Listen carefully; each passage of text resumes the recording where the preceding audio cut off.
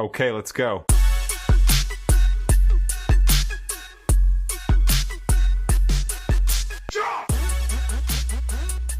You want to introduce yourself and what's your name? What you Yeah, do? of course, of course. My name's Amy, and well, up until Friday, I was a teacher, and now I'm starting a new chapter of my life Yeah, the where, adventure bike racer. yeah, well, exactly. So, it's the first day of the summer holidays for me. And what about me? I'm originally from North Yorkshire, now based in Southeast London. Keen runner, cyclist, CrossFitter, and very, very passionate about Europe. I was a languages teacher, so French and Spanish teacher for the last 12 years, which all of those things I think come together quite nicely for the adventure I'm about to embark on. Yes, and do you want to say what that is? Um, Yeah. So in just under a week's time, I'm going to be rolling up to the start line of the TCR, the Transcontinental race in Santiago de Compostela in Spain. And then for the next couple of weeks, we'll be cycling across Europe, hopefully ending up in Constanta in Romania at the end. Definitely ending up in Yes. Romania, Yes. but Yeah, definitely yeah. hopefully. Yeah, I've got the bike now, got the route, got most of the gear. I've got a very long to-do list between now and flying out on Friday. Yeah. So so it's obviously it's a long way. We can get into the route Yeah. plan in a sec. But as a kind of precursor to doing this, what's your kind of cycling history? Have you done long events or what? Kind of how did you end up here?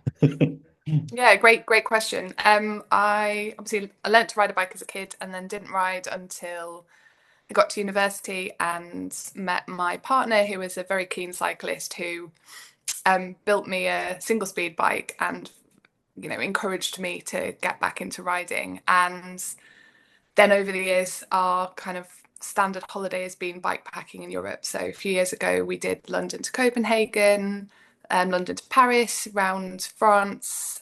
So going away typically for a couple of weeks in the Right. summer.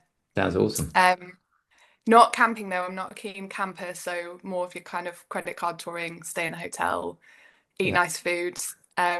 So in terms of the cycling and then commuting to work as well, and kind of socialize with friends. So cycling for me is has always in the past been a kind of way to unwind and see the world. In terms of long distance, I'm more experienced in running, so marathons and ultra marathons. Right. So I'm hoping those two things will kind of combine in this adventure. Magically. Yeah, hope so, hope so. And so how's your preparation been? What have you been doing running up to the event? Any long rides or runs or anything? Yeah, so I think some people typically start knowing about that they're going to do the TCR maybe a year before, get their place in January. I didn't know I was going to be doing this in January. In January, I was the kind of big goal for the year was an ultra marathon in Finland that I did in May. So my training was for that was looking like quite a lot of hours in the gym. So I mentioned I'm a keen CrossFitter, so lifting weights, making sure that I got a really strong body. Took part in the CrossFit Open in February and March. And then yeah, a lot of miles on the legs, and then cycling just as cross training or commuting really.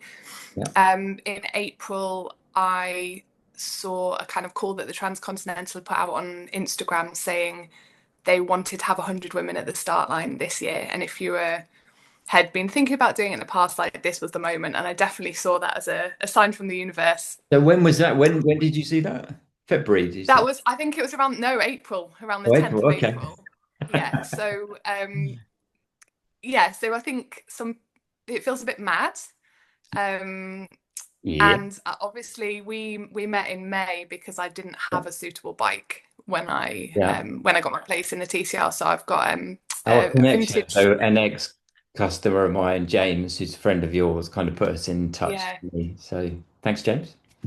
Yeah, thanks, James, because I've been riding and doing a lot of my long rides on my 1990s vintage Bob Jackson road bike, which is a bit too big for me. So particularly those longer rides, once we're getting over 100 miles, I was having quite a lot of stiffness and soreness in my neck and shoulders, Yeah. which my amazing new bike has seemed to solve that problem. I did the Dunwich Dynamo on it and then on to Norwich last weekend.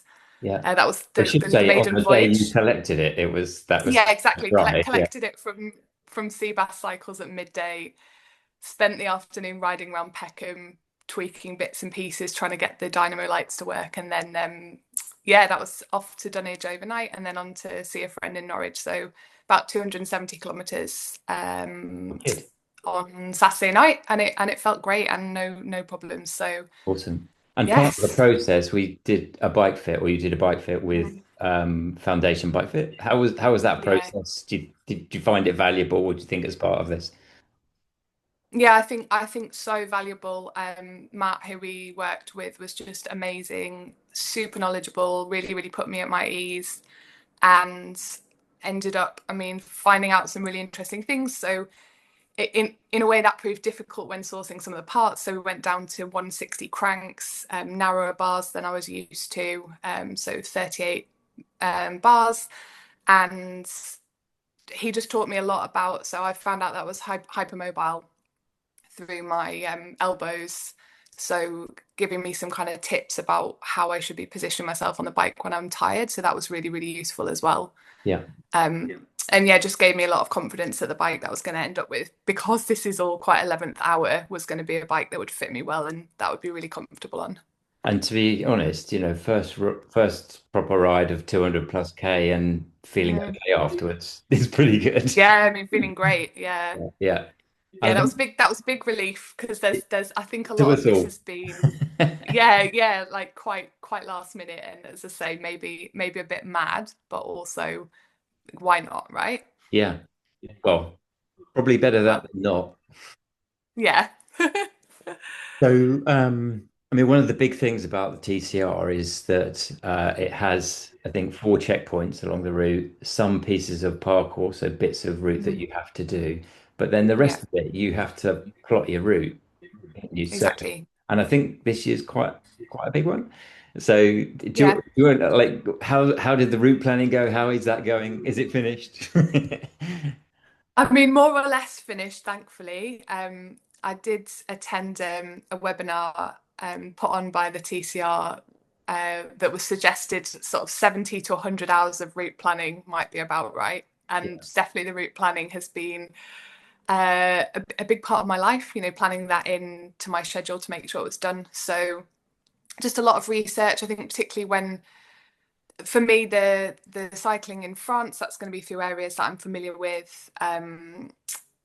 Bits of Spain as well, but once we get over to the Balkans, that's completely unknown. So I've spent a lot of hours watching videos on YouTube of bits of road, dropping the little Google man onto my road to see what it looks like.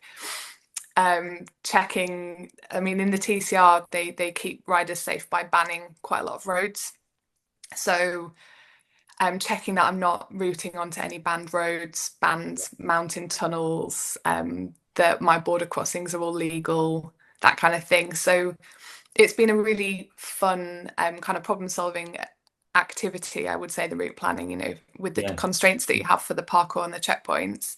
And then also thinking about what I want my ride to be like. Like I think I would say I'm relatively risk averse. So choosing routes that feel safe as they can do, river valleys where possible, not adding in extra elevation if I don't have to, that kind of thing. yeah. And so how's the mileage looking? Where have you ended up in the total distance? Oh, I mean, it's around Do you not 5,000 want to say? kilometers. No, Yeah, it's 4,000 around kilometers. 5,000 kilometers, which will be the longest that I've ever ridden on a trip. No. And I think it's yeah, it's long for anybody, right? I think it's the longest TCR that there's ever been, possibly. Yeah, yeah, yeah. Wow. And so I'm curious about this actually. So in terms of the map and devices Mhm. and all of that, have you broken it into a number of stages and Yeah. I guess you're using some sort of GPS device, obviously. Yeah, yeah. So we've all had access to Ride with GPS. That's the software that's sponsoring the event. So I've Yeah, been using that. And I've got a Wahoo that I'm going to upload my routes onto. So in terms of how I've planned it, it's been in chunks essentially between checkpoints, including the parkour, and then between borders. And then my kind of final thing that I need to do now is break the large chunks because at the moment I've got 500, 600 kilometers per file. I want to break that down into yeah, maybe like 200, 250. So what I'll realistically be cycling in a day. yeah. Cool. Yeah, it's been a learning curve. I'm Yeah, I not bet. particularly I mean, not a fascinating. particularly Just tricky that, person. well, just that distance and variety of everything, Yeah, terrain, roads, you name it. It's just going to be awesome, I should think. yeah, I hope so. So I guess where we are now, like it's a week away or Yeah, slightly under a less week than. away. Yeah, So, yeah. so kind of how are you feeling? Yeah, and in terms of let's see, so yeah, before that or with that, one part of this is how are you going to do it? Kind of race strategy, if you like, Hmm. um, Hmm. be that sleeping or whatever. So how are you thinking about that at the moment? I mean, sleep is very important to me. Sleeping and eating, I think. Yeah, I. What's my strategy? My strategy is to sleep at night. So it's quite an interesting one because the event starts at 8 p.m. Um, and I imagine the temptation will be to be really excited and to ride all night. But I think sleep at night, get up early. It's looking like it's going to be very, very hot for parts of the event. Um, but for me, I want to keep my body clock as close to normal as possible. So I'll be getting up nice and early in the morning, getting some miles in before it gets too hot, and then riding in the late afternoon and evening as well. I'm taking bivy bag, inflatable mat, down jacket, silk liner, that kind of thing, so I can camp or wild camp if I have to. Though my preference is to stay in, hostels, guest houses, hotels. So I kind of get the good quality sleep, even if I'm not sleeping for a really long time. Yeah, Um, and then just eat as much as I can. eat everything. Yes, exactly, exactly. And making sure I've got electrolytes, I've got enough water. Yeah.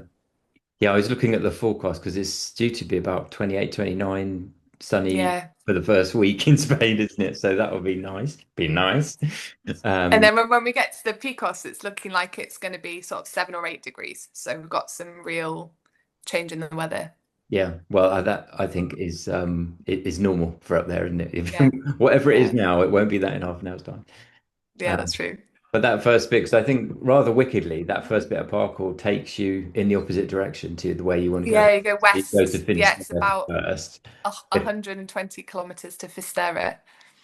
Yeah, and then turn around and go back or Exactly, find a different route. exactly. Yeah, And the checkpoints, I think as you say, there's the Picos and then in the Pyrenees and where does it go Pyrenees. after that? Oh, now you're testing me. I should definitely know this. The Picos, the Pyrenees, then up to the Strada della Sieta in Italy. Yeah, So it's kind of northwest of Turin, and then down there's a kind of double parkour in Italy. So first to Siena, which I'm super excited about, yeah, and then to Pacentro, which is a kind of mountain town, and then the final one is in Albania. great. And so Yeah. does that mean I forget which the bit of sea is now? So are you down? What's is it Bari? So Italian from port? Bari Yeah, to Durrës in Albania, you can take the ferry. Yeah, you can take the yeah, ferry across the Adriatic. yeah. Nice. And then new territory, that last section. Yeah, exactly, exactly. And that's definitely been a bit of a logistics thing of, as I said, like lots of band roads, making sure that you're using legal border crossings, yeah, making sure that you don't, if you enter a country, that it's then okay to leave it, or not getting stuck, that kind of thing. Yeah, yeah, yeah, yeah. Go on, what fun. Well, Yeah, well, yes, I think so. I hope so.